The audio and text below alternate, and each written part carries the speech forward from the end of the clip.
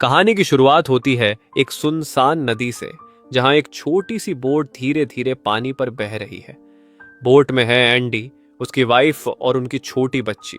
सफर बिल्कुल शांत दिखता है, लेकिन यह दुनिया अब पहले जैसी नहीं रही। रास्ते में एंडी को किनारे पर एक फैमिली दिखती है।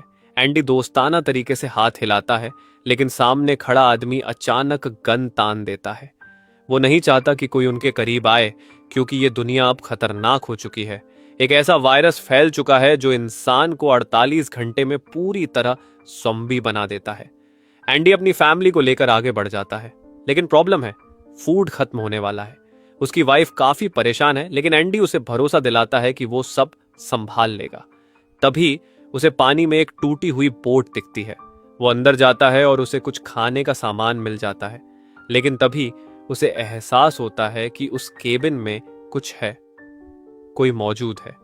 एंडी खतरा महसूस करता है और जल्दी से सामान उठाकर वापस अपनी हाउस बोट पर लौट आता है। उसकी वाइफ खाना देखकर खुश हो जाती है। एंडी कहता है कि अब हमारे पास 2 से 3 महीनों का खाने का सामान है, लेकिन उसके वाइफ के मन की लालच पड़ जाती है। वो चुपके से उसी टूटी बोट में और सामान लेने चली जाती है, और जैसे ही वो बाहर निकलती है, कोई चीज उसे अंदर खींच लेती है। जब एंडी उसे देखता है तो उसका पैर बुरी तरह जख्मी होता है। एंडी समझ जाता है कि कुछ बहुत गलत हुआ है। उसकी वाइफ बताती है कि उसे उंगलियों जैसी किसी चीज ने काटा, यानी कि वो कोई ज़ॉम्बी था। एंडी के लिए यह बहुत बड़ा झटका है। एंडी कहता है कि उसके पास 48 घंटे हैं और वो किसी भी हालत में उसे डॉक्टर तक ले जाएगा। उसकी वाइफ मना करती है, लेकिन एंडी उसे खोने के डर से मानने को तैयार नहीं। इसलिए एंडी अपनी हाउस बोट छोड़कर फैमिली के साथ सड़क के रास्ते डॉक्टर ढूंढने निकल जाता है। रास्ते में उन्हें कई छोड़ी हुई गाड़ियां मिलती हैं। एंडी एक कार स्टार्ट कर लेता है और अपनी वाइफ व बेटी को लेकर आगे बढ़ता है, लेकिन थोड़ी ही देर में उसकी वाइफ पर वायरस का असर तेज होने लगता है। वो अब कभी भी ज़ॉम्बी बन सकती है। वह चाहती है कि एंडी उसे कार से उतार दे, ताकि एंडी और उनकी बेटी सुरक्षित रहें। पर एंडी उसे छोड़ने को तैयार नहीं होता। वो उसे समझाकर वापस सीट पर बैठा देता है। जैसे ही वे आगे बढ़ते हैं, अचानक एक ज़ॉम्बी कार के सामने आ जाता है। कार का बैलेंस बिगड़ता है और जोरदार एक्सीडेंट हो जाता है। टक्कर इतनी भयानक होती है कि एक लकड़ी एंडी की वाइफ के पेट के आर पार चली जाती है। एंडी भी घायल होकर बेहोश हो जाता है। जब होश आता है तो वो देखता है कि उसकी वाइफ के शरीर में पूरा इन्फेक्शन फैल चुका है। वो अब पूरी तरह ज़ॉम्बी बन चुकी है। लेकिन आखिरी होश में उसने कार के दरवाजे पर लिखा होता है, सेव हर, यानी अपनी बेटी को बचाना। एंडी अपनी बच्ची को उठाने के लिए पीछे हाथ बढ़ाता है, तभी उसकी वाइफ, अब ज़ॉम्बी, उसका हाथ काट लेती है। एंडी किसी तरह अपनी बेटी को बाहर निकालकर दूर ले जाता है। अपनी वाइफ को खो देने का दर्द और अपने हाथ में लगा इन्फेक्शन। उसके पास सिर्फ 48 घंटे बचे हैं। उसे नहीं पता कि इसके बाद उसकी बेटी का ध्यान कौन रखेगा। एंडी 48 घंटे का अलार्म सेट करता है, तभी उसे वही आदमी दिखाई देता है जो उनकी कार के सामने आया था। एंडी उसके पास जाता है और पाता है कि वो आदमी पूरी तरह इन्फेक्टेड है। तभी एक लड़की वहां पहुंचती है, जिसका नाम है थूमी। वो बताती है कि ये इन्फेक्टेड आदमी उसका पिता है। थूमी ने उसके मुंह को कपड़े से बांध रखा है, ताकि वह किसी को काट ना सके। फिर वो अपने हाथ को हल्का सा काटती है, खून पेड़ पर लगा देती है, और उसका इन्फेक्टेड पिता उस खून की तरफ खिंचकर पेड़ को चाटने लगता है। यानी थूमी इसी तरह अपने पिता को दिशा देती है और उसे काबू में रखती है। थूमी जहां जाती है, उसका इन्फेक्टेड पिता उसी दिशा में पीछा करता है। उधर एंडी अपनी बेटी को लेकर आगे बढ़ता है।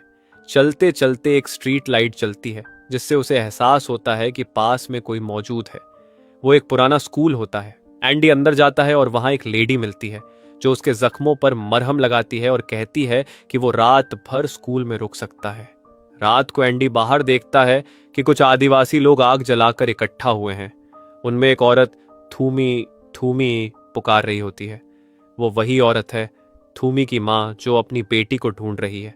उधर थूमी को दिखाया जाता है कि उसने अपने इन्फेक्टेड पिता को जमीन में गाड़ कर छुपा रखा है, ताकि कोई उसे देख न ले, क्योंकि आदिवासी लोग हर इन्फेक्टेड इंसान को तुरंत मार देते हैं। थूमी अपने पिता से बेहद प्यार करती है और उसे जिस हालत में वो है, उसी हालत में बचाना चाहती है। अगली सुबह एंडी निकलने की तैयारी करता है। वो ज्यादा देर रुक नहीं सकता क्योंकि वह खुद इन्फेक्टेड है और जल्द उसकी हालत बिगड़ जाएगी। वो अपनी बेटी को इस लेडी के पास भी नहीं छोड़ सकता क्योंकि लेडी की सेहत बहुत खराब है। जाते वक्त लेडी एंडी को एक फोटो दिखाती है, थूमी और उसके पिता की। वो कहती है कि थूमी अपने पिता से बहुत प्यार करती है। अगर एंडी सच में अपनी बेटी को एक दूसरा मौका देना चाहता है तो उसे चाहिए कि वह थूमी को ढूंढकर अपनी बेटी को उसके हवाले कर दे। एंडी स्कूल से निकल पड़ता है। आगे उसे एक गाड़ी दिखाई देती है, लेकिन जैसे ही वो दरवाजा खोलने वाला होता है अचानक गोलियों की आवाज आती है। वो देखता है कि सामने एक आदमी जमीन पर गिरा हुआ है। असल में वो गोलियां एंडी पर नहीं बल्कि उसके पीछे आ रहे एक ज़ॉम्बी पर चला रहा था। वो आदमी एंडी से कहता है कि गोली की आवाज से बहुत जल्दी और इन्फेक्टेड यहां आ जाएंगे, उसे फौरन यहां से निकालो। वो एक बड़े सिलेंडर के नीचे दबा होता है। एंडी गाड़ी की मदद से सिलेंडर को खींचकर हटाता है और उसे आजाद कर देता है। एंडी और वो आदमी वहां से निकल जाते हैं। वह आदमी जिसका नाम विक है उन्हें अपने घर ले आता है जहां उसकी वाइफ भी रहती है। ये घर पूरी तरह सुरक्षित है, ज़ॉम्बीज़ यहां तक नहीं पहुंच पाते। विक एंडी को अपने साथ एक जगह ले जाता है। वहां एंडी देखता है कि बहुत सारे इन्फेक्टेड लोग एक केज के आसपास जमा हैं। विक कहता है कि हमें इन्हें मारना है और दोनों मिलकर उन सभी इन्फेक्टेड का शिकार कर देते हैं। लेकिन जब वे केज के पास पहुंचते हैं एंडी हैरान रह जाता है। अंदर थूमी बंद है। एंडी पूछता है कि ये क्या है तो विक कहता है कि बिना चारा डाले मछली नहीं पकड़ी जाती, यानी कि वो जानबूझकर इन्फेक्टेड लोगों को फंसाता है, उन्हें मारता है और उनके पास मौजूद कीमती चीजें जमा करता है ताकि दुनिया दोबारा नॉर्मल होने पर वो अमीर बन सके। एंडी को यह सब बहुत गलत लगता है, लेकिन विक उसे कहता है थूमी के बारे में मत सोचो, अपनी बेटी के बारे में सोचो। विक ने एक और बूढ़े आदिवासी को भी पिंजरे में कैद किया होता है। दोनों घर वापस आते हैं। रात को एंडी अपनी बेटी को पालने में सुलाकर बाहर जाता है। वो अपनी जान देने की सोच रहा होता है क्योंकि वो इन्फेक्टेड है। तभी विक की वाइफ उसे रोकने आ जाती है। वो कहती है कि एंडी की बेटी यहां सुरक्षित नहीं है। वो बताती है कि विक उसका असली हस्बैंड नहीं, विक ने उसके असली पति को मार दिया था। वो एंडी को कहती है कि अगर वो अपनी बेटी को बचाना चाहता है तो उसे यहां से ले जाए। एंडी बताता है कि उसके पास 20 घंटे बचे हैं। वो कहता है कि रास्ते में उसे नदी किनारे एक फैमिली दिखी थी, वो उन्हें वहां छोड़ सकता है। लेकिन तभी विक पहुंच जाता है और एंडी को उसी केज में बंद कर देता है जिसमें उसने थूमी को रखा था। शुरू में थूमी एंडी से डरती है, लेकिन एंडी उससे कहता है कि उसे डरने की जरूरत नहीं, वो उसे नुकसान नहीं पहुंचाएगा। अब दोनों को किसी भी तरह यहां से निकलना है। एंडी एक चेन से मांस का टुकड़ा बांधता है और चेन का दूसरा सिरा केज के दरवाजे पर लपेट देता है। फिर वो मांस का टुकड़ा दूर फेंक देता है। सारे इन्फेक्टेड उस टुकड़े पर टूट पड़ते हैं, चेन खिंचती है और केज का दरवाजा खुल जाता है। एंडी और थूमी भागते हुए विक के घर पहुंचते हैं। एंडी अपनी बेटी और विक की वाइफ लोरेन को लेकर बाहर निकलता है। तभी विक की आंख खुल जाती है। वो एंडी को गोली मारने ही वाला होता है कि लोरेन बीच में आ जाती है। गोली उसे लगती है और उसकी मौत हो जाती है। एंडी अपनी बेटी और थूमी के साथ वहां से भाग निकलता है। विक उनका पीछा करता है, लेकिन तीनों एक जगह छुप जाते हैं और विक मायूस होकर वापस लौट जाता है। अगली सुबह थूमी उस पेड़ के पास पहुंचती है जहां उसने अपने पिता को छुपाया था। वो देखती है कि उसका पिता लकड़ियों में फंसे हुए मर चुके हैं। अपने पिता की मौत देखकर थूमी टूट जाती है। एंडी उसे समझाने की कोशिश करता है कि उसके पिता पहले ही मर चुके थे, वो सिर्फ इन्फेक्शन की वजह से चल रहे थे, लेकिन थूमी उसकी कोई बात नहीं सुनती। एंडी चाहता है कि थूमी उसके साथ नदी किनारे चले जहां उसने वो फैमिली देखी थी, लेकिन थूमी मना कर देती है। एंडी अपनी बेटी को लेकर अकेला ही निकल जाता है। घड़ी देखने पर एंडी को पता चलता है कि उसके पास सिर्फ 9 घंटे बचे हैं। उसे 9 घंटों में रिवर बैंक तक पहुंचना है। लेकिन अचानक उसे दौरा पड़ता है। वो बेहोश हो जाता है। जब होश आता है तो उसकी बेटी गायब होती है। असल में थूमी ने उसे उठा लिया था। अब थूमी खुद एंडी की बेटी को सुरक्षित रखना चाहती है, इसलिए वो दोनों को लेकर सफर पर निकल पड़ती है। थूमी जंगल के सभी रास्तों को जानती है, इसलिए वो एंडी को बहुत जल्दी नदी किनारे पहुंचा देती है। एंडी उस जगह पहुंचता है जहां उसने पहले फैमिली देखी थी, लेकिन अब उनका लीडर ज़ॉम्बी के काटने से इन्फेक्टेड होने वाला होता है। वो एंडी को गन दिखाता है, कहता है इसमें 6 गोलियां हैं, 4 मेरी फैमिली के लिए। तुम चाहो तो बाकी 2 से खुद को और अपने बच्चे को खत्म कर सकते हो। एंडी उसे ऐसा करने से रोकता है। वो कहता है, मैं अपनी फैमिली को ऐसी जगह नहीं छोड़ सकता जहां कोई सुरक्षित नहीं है। एंडी अपनी बेटी को लेकर आगे बढ़ जाता है। तभी पीछे से 3 गोलियों की आवाज आती है। वो आदमी अपनी फैमिली को मार देता है और फिर खुद को भी। एंडी उस गन को उठा लेता है। अब उसमें 2 गोलियां बची हैं। उसे समझ नहीं आता कि आगे क्या करना है। उधर थूमी उस फैमिली के टेंट के अंदर होती है जहां पूरी फैमिली ने खुद को मार लिया था। जब थूमी एंडी का बैग देखती है तो अंदर से उसे वही फोटो मिलती है, वही फोटो जो उस बीमार औरत ने एंडी को सबसे पहली बार दी थी। इस फोटो में थूमी, उसके पिता और उसकी फैमिली होती है। फोटो देखते ही थूमी का भरोसा एंडी पर पहले से भी ज्यादा मजबूत हो जाता है। वो एंडी के पास आती है और कहती है, मैं अपने लोगों के पास वापस जाना चाहती हूँ, क्या तुम मेरे साथ चलोगे? एंडी हाँ कह देता है। थूमी उसे दूर उठते हुए धुएं की ओर इशारा करके बताती है, मेरे लोग वहीं हैं। तीनों, एंडी, उसकी बेटी और थूमी, रेलवे ट्रैक वाले सुरंग से होते हुए आगे बढ़ने लगते हैं। चलते चलते उन्हें सामने विक दिखाई देता है।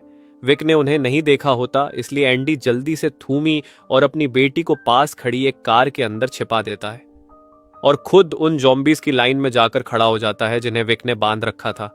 विक एक एक करके सब जॉम्बीज को मार रहा होता है।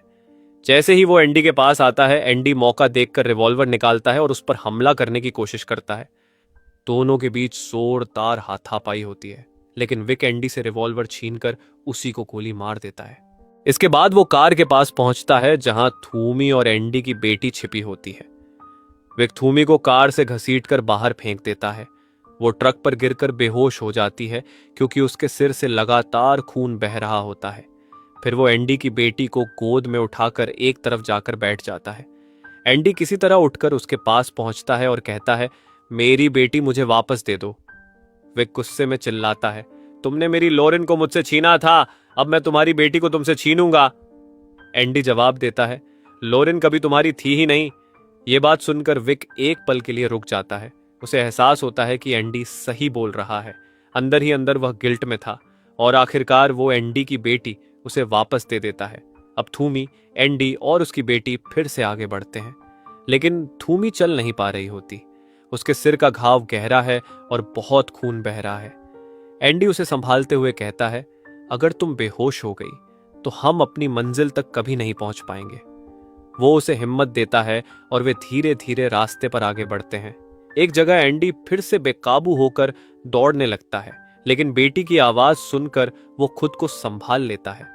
अब उसकी हालत बहुत खराब हो चुकी है और वो ज्यादा दूर तक नहीं चल पाता। एंडी घुटनों के बल गिर जाता है। वह थूमी से धीमी आवाज में कहता है, तुम वादा करो, मेरी बेटी का हमेशा ख्याल रखोगी।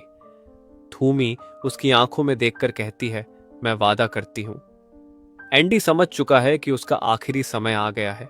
वह अपनी बेटी को प्यार से माथे पर चूमता है और थूमी से वह बॉक्स मांगता है जिसमें हाथों को बांधने वाला फंदा रखा होता है। इसी के साथ दूसरी तरफ दिखाया जाता है कि जहां धुआं उठ रहा था, वहां थूमी की मां और उसका कबीला जॉम्बीज को मारकर जला रहा है। उसी वजह से वहां इतना धुआं था और तभी धुएं को चीरते हुए एंडी बाहर आता है। उसकी पीठ पर उसकी बेटी और थूमी दोनों लटके हुए होते हैं। एंडी अब पूरी तरह ज़ॉम्बी बन चुका है, लेकिन फिर भी अपने परिवार को बचाने के लिए चल रहा है। दरअसल एंडी ने थूमी को एक लकड़ी का टुकड़ा दिया था जिस पर मांस बंधा था। वो जानता था कि ज़ॉम्बी मांस की ओर खींचते हैं, इसलिए थूमी जिस दिशा में मांस को घुमाती, एंडी उसी दिशा में आगे बढ़ता चला जाता है। इस तरह तीनों आखिरकार कबीले की सुरक्षित जगह तक पहुंच जाते हैं। थूमी एंडी का हाथ पकड़े होती है, भले ही अब वो पूरी तरह ज़ॉम्बी बन चुका है। कबीले वालों को एंडी को मारना ही होगा। एंडी ने पहले ही अपने मुंह में लकड़ी ठूंस ली थी ताकि वह चाहकर भी किसी को काट न सके। कबीले वाले उसे भाले से मार देते हैं, पर पूरी इज्जत और सम्मान के साथ। थूमी और उसकी मां एंडी की बेटी को अपने साथ रख लेते हैं, उसे अपना परिवार मानकर।